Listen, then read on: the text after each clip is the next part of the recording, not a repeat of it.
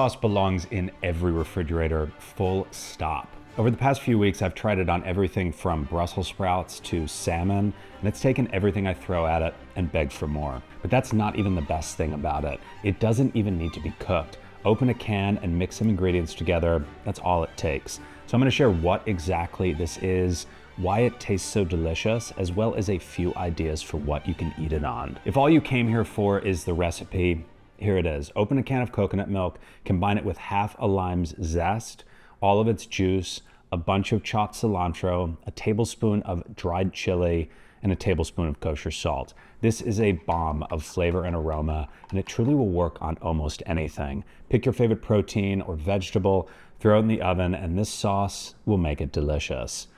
I coated this chicken breast with peri-peri spice and slowly pan roasted it over low heat.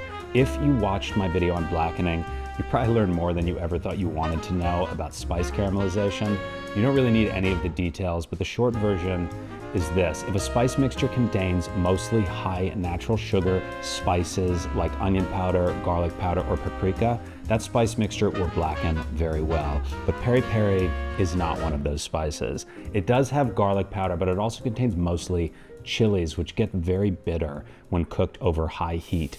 So this is a spice that you're gonna wanna cook low and slow and try to avoid getting too dark before you hit that 155 internal. I also seasoned up some sweet potato with curry powder, salt, and a little grapeseed oil, and roasted it in a 425-degree oven for about 15 minutes, and took this eggplant, which was once a vegetable that for some reason I was mildly afraid of, but in recent years has become one of my absolute favorites, and drizzled some olive oil and salt on it, and then cooked it whole in a 425-degree oven for about 20 minutes, then peeled it and seasoned it with a little extra salt. These three components already taste delicious together, but pour some of that coconut sauce on top and it is a game changer.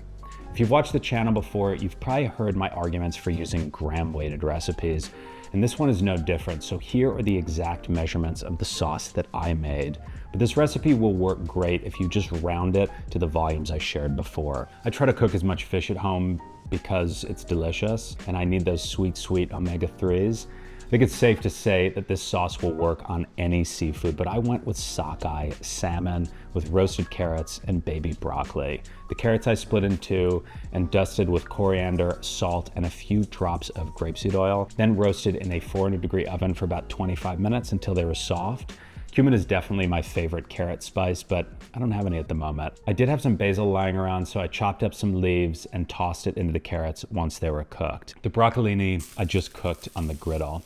For the salmon, pick your preferred cooking method, but personally, I gave it a little hit of olive oil and salt and roasted it in a 450-degree oven for about 10 minutes. The flavors of this recipe in particular are spectacular. I'm a big believer in using the fundamentals of seasoning, in particular the balance of salt, acid, fat, and heat as a baseline for everything I cook. This sauce is an example of using that balance to make something that's so much better than the sum of its parts. And because it can be used as a ratio, you can effectively replace these different components with other ingredients if that's something you might be interested in.